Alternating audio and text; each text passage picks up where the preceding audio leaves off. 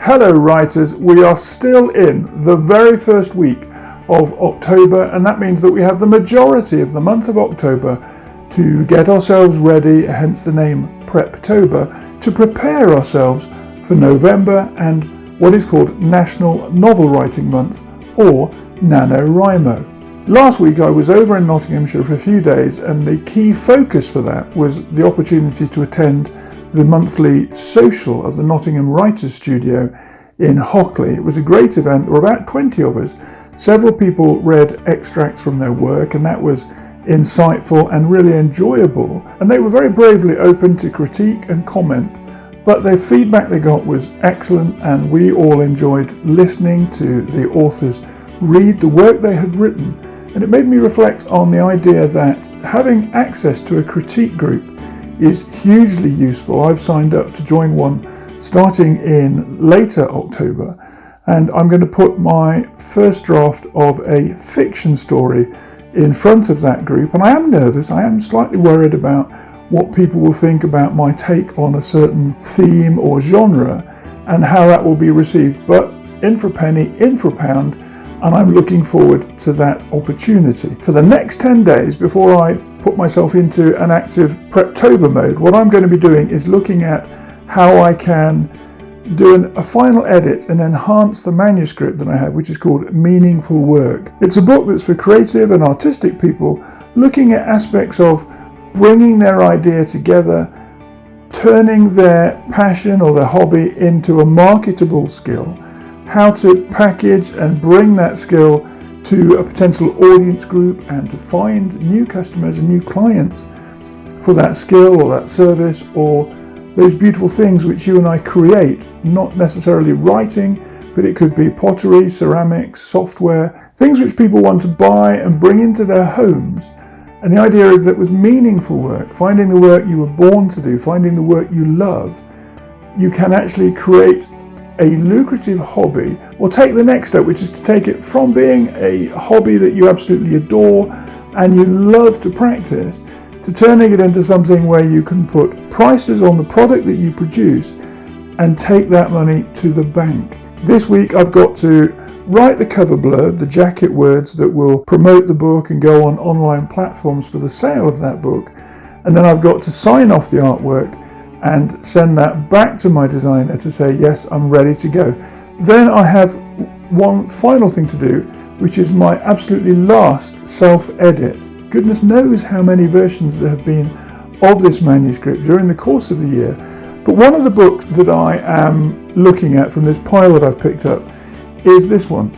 It's called Self-Editing for Fiction Writers. Now, this first piece of work that has to be done soon is not fiction, but this will be useful as an editing process.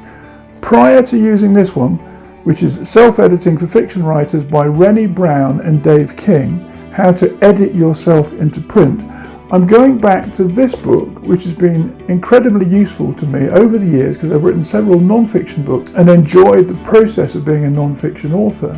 But this book is called Writing Successful Self-Help and How-To Book, an insider's guide to everything you need to know, and the author is Jean-Marie Stine, S-T-I-N-E.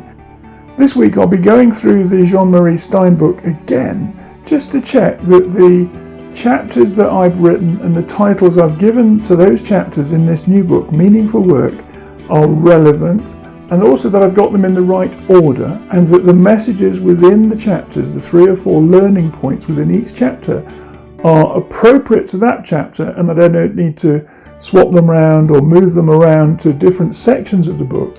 I think the final manuscript is ready.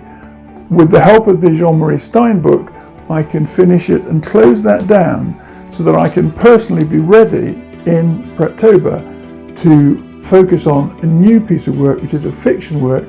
And for that, I've picked up several new books. The first one is called Story Genius. The idea behind Story Genius is how to go beyond the basic outlining process and write a novel that's riveting in the sense that a reader wants to be taken through various steps and stages of excitement, worry, concern, resolution to problems and challenges, and finally to be given an outcome that they are satisfied with and they can put the book down and think, I really enjoyed reading that book. This one's called Story Genius by Lisa Cron, and the jacket blurb says, it's every writer's greatest fear, pouring blood, sweat and tears into writing hundreds of pages only to realise that the story has no sense of urgency and you've got to rewrite it so that it works. The prevailing wisdom in the writing community is that there are just two ways around this problem: pantsing, i.e. winging it, and plotting, focusing on the external plot. Story coach Lisa Cron has spent decades discovering why these methods rarely work and coming up with a powerful alternative based on the science of what our brains are wired to crave in every story situation. In this revolutionary guide, Cron helps you crack the story code and create a novel, screenplay or memoir that will keep readers riveted. Using one novelist's evolving story as an example throughout, Story Genius takes you step by step from the first glimmer of an idea to an expansive, multi-layered, cause and effect blueprint including fully realised scenes.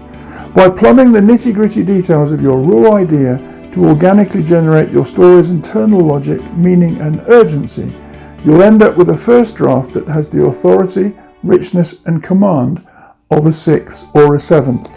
If I can learn from this book over the 3rd and 4th week of Preptober, that really helps me with the manuscript that I've outlined for NaNoWriMo to write in November. The next book I'll pick up as soon as meaningful work is done and sent to Atticus and published is 102 Ways to Write a Novel by Alex Quick. Alex Quick, of course, is the pseudonym for Gary Dexter, an existing novelist and non-fiction author.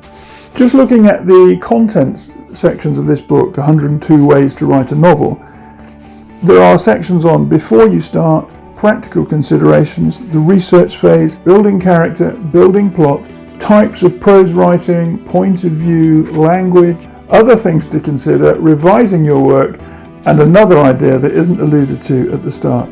Let's break down some of those themes into smaller subsections.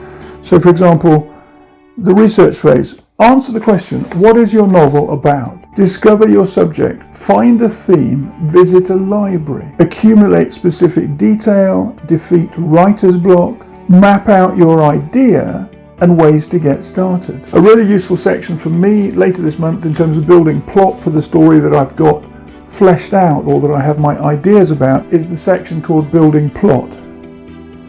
And here Alex Quick provides different ideas on how do you invent a plot, understanding suspense and mystery, creating and resolving conflict, twisting the plot, how to use a 3-act structure using cinematic techniques. I've had this one on my shelf for a few weeks, but I think it's going to be really useful to me as we move further and further into Preptober, and then in November it's going to keep me on track as I put the next story together. So resources like these are going to become my useful friend and ally over the next few weeks of October as we join with tens of thousands of authors around the world in NaNoWriMo or National Novel Writing Month. What resources will you have close to hand? What books can you dip into? What YouTube videos can you think, ooh, that will be a useful revision? What have you got close to hand on your desk even that is your notebooks or your ideas that you've got written up and you've got character notes or observations of people's behaviour and little plot twist ideas that you can bring to play in November. This is still early days in October.